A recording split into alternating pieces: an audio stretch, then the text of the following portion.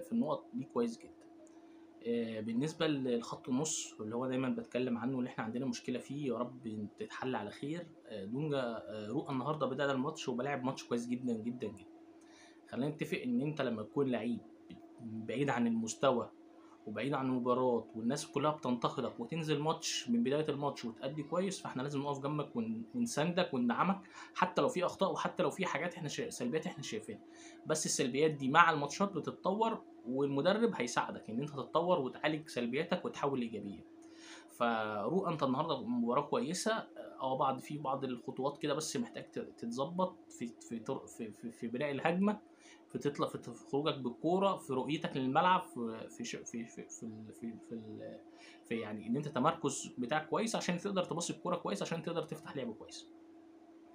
دونجا برضو انا عندي يعني حتى الان برضو مش فاهم دونجا ليه بعيد عن مستواه.